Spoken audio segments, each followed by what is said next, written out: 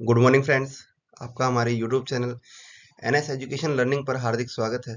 मेरा नाम है सुनील और आज हम एक इंटरेस्टिंग टॉपिक पर चर्चा करने वाले हैं जिसका नाम है अम्ल। तो चलिए स्टार्ट करते हैं। आपने अपने आसपास बहुत सी खाने पीने की चीज़ें देखी होंगी, उन्हें टेस्ट भी किया होगा। उनमें से कुछ मीठी, कुछ खट्टी और कुछ कड़वा स्वाद देती हैं।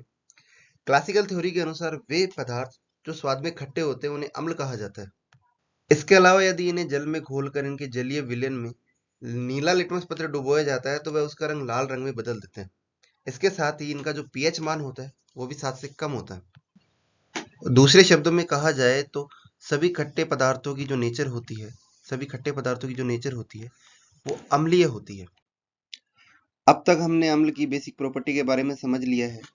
अब हम कुछ वैज्ञानिक द्वारा अम्ल के संदर्भ में जो परिभाषाएं दी गई हैं उनके बारे में चर्चा कर लेते हैं। अम्ल की परिभाषाओं को लेकर 3 सिद्धांत प्रचलित हैं।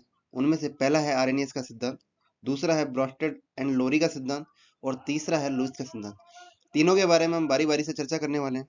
आर्हेनियस के अनुसार यदि किसी पदार्थ को जल में घोला जाए और घोलने के बाद में अगर H प्लस आयन देता है देन इस कंडीशन में वह पदार्थ अम्ल कहलाता है।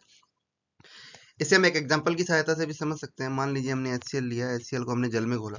जैसे ही हम HCl का एक्वस सॉल्यूशन बनाते हैं देन वह अपने आयनों H प्लस वह Cl माइनस में टूट जाता है, यानी कि HCl को जल में घोलने पर वह H प्लस आयन देता है।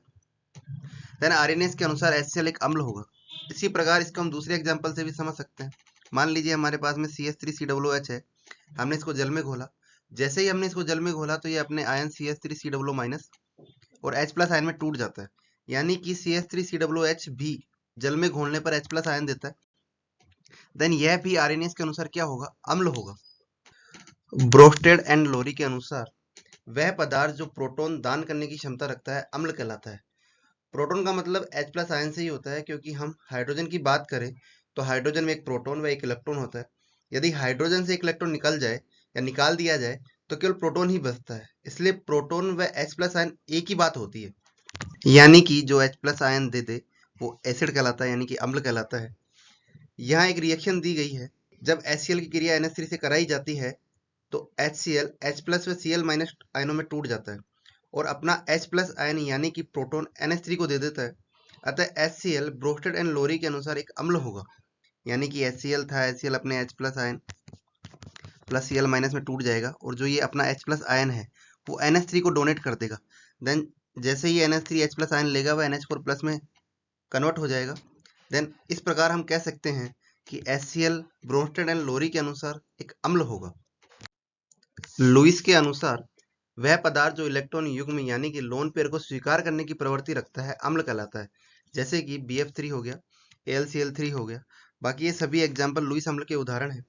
अब यहाँ लोन पेयर को समझना जरूरी है, तो चलिए एक अणु NH3 पर चर्चा करते हैं। NH3 में नाइट्रोजन का जो परमाणु क्रमांक होता है वो 7 होता है, अतः जो इसका इलेक्ट्रॉनिक विन्यास होगा वो होगा 1s2 2s2 2p, एक सेकेंड, 2p3 होगा।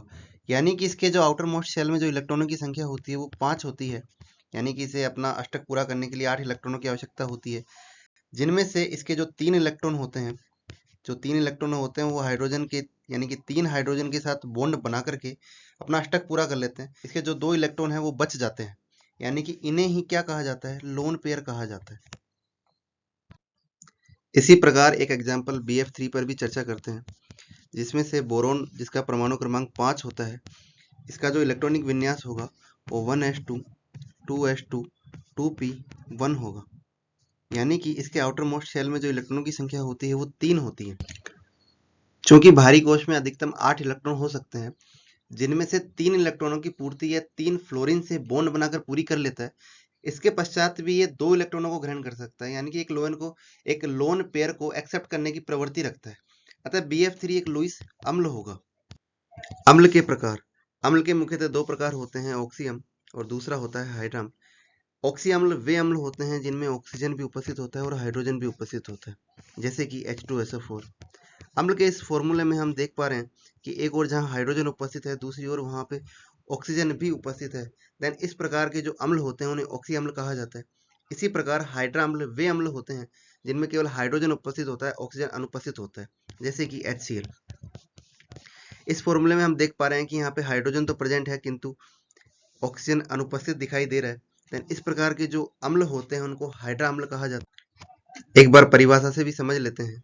जिन अम्लों में हाइड्रोजन एवं ऑक्सीजन दोनों की उपस्थिति होती है वे ऑक्सी अम्ल कहलाते हैं। ऑक्सी अम्ल के उदाहरण हैं नाइट्रस अम्ल हो गया जैसे कि HNO2 हो गया, सल्फ्यूरिक अम्ल H2SO4, नाइट्रिक अम्ल HNO3 और फॉस्फोरिक अम्ल। इसी प्रकार ऐसे अम्ल जिनमें हाइड्रोजन उपस्थित रहता है लेकिन ऑक्सीजन अनुपस्थित रहता है, यानी कि हाइड्रोजन तो उपस्थित है किंतु ऑक्सीजन क्या है, अनुपस्थित है, वे हाइड्रा अम्ल कहलाते हैं। जैसे कि हाइड्रोक्लोरिक अम्ल HCl हो गया, ठीक है, हाइड्रो आयनिक अम्ल, हाइड्रोब्रोमिक अम्ल, हाइड्रोसाइनिक अम्ल ETC। अब हम अम्ल के गुणों को भी देख लेते हैं जिनके बारे में हम पहले भी चर्चा कर चुके हैं। अम्ल स्वाद में खट्टे होते हैं, नीले लिटमस को लाल कर देते हैं, जलीय विलयन में H+ आयन देता है। जलीय विलयन में अगर आप विद्युत धारा को प्रभावित करते हो देन विद्युत का ये सुचालक होता है। यदि अम्ल की क्रिया किसी धातु से कराई जाती है तो इस अभिक्रिया में हाइड्रोजन गैस मुक्त होती है। यानी कि हमने अम्ल लिया, अम्ल की क्रिया हमने किसी धातु से करवाई, देन अभिक्रिया के पश्चात जो बनने वाला है वो लवण है और इस अभिक्रिया में हाइड्रोजन गैस मुक्त होती है। इसको हम एग्जाम्पल की सहायता से भी समझ सकते हैं। यहाँ पे हमें HCl दिया गया है। HCl की क्रिया यदि हमने पोटेशियम से करवाई देन अभिक्रिया के पश्चात जो बनने वाला है 2KCl यानी कि एक लवण प्राप्त होने वाला है और इसके साथ ही हाइड्रोजन गैस मुक्त होने वाली है यानी मुक्त होती है। इसी प्रकार हम अन्य एग्जाम्पल की सहायता से भी समझ सकते हैं। पिछली स्लाइड पर अम्ल की धातु से अभिक्रिया कराने पर हमने समझा था कि हाइड्रोजन गैस निकलती है। अब यदि इस गैस के पास जलती हुई मोमबत्ती ले जाई जाए तो ध्वनि उत्पन्न करती है जिसे पॉप साउंड कहा जाता है। जैसे कि डायग्राम में दिखाया गया है, हमने एक परख नली ली है। परख नली में हमने एक धातु की क्रिया अम्ल से करवाई है, देन अम्ल से करवाने के पश्चात में जो यहाँ पर हाइड्रोजन गैस निकल रही है, यदि इस हाइड्रोजन गैस के पास में हम मोमबत्ती, जलती हुई मोमबत्ती ले जाते हैं देन यहाँ पे जो साउंड निकलती है वो फट फट की ध्वनि होती है जिसे पॉप साउंड भी कहा जाता है, ठीक है। और इस टेस्ट को पॉप टेस्ट कहा जाता है जिसकी सहायता से हम हाइड्रोजन की उपस्थिति ज्ञात करते हैं। उम्मीद है आपको हमारे द्वारा किया गया छोटा सा प्रयास अच्छा लगा हो। अगर अच्छा लगा हो तो प्लीज वीडियो को लाइक, शेयर एंड चैनल को सब्सक्राइब कर लीजिए। Thank you so much.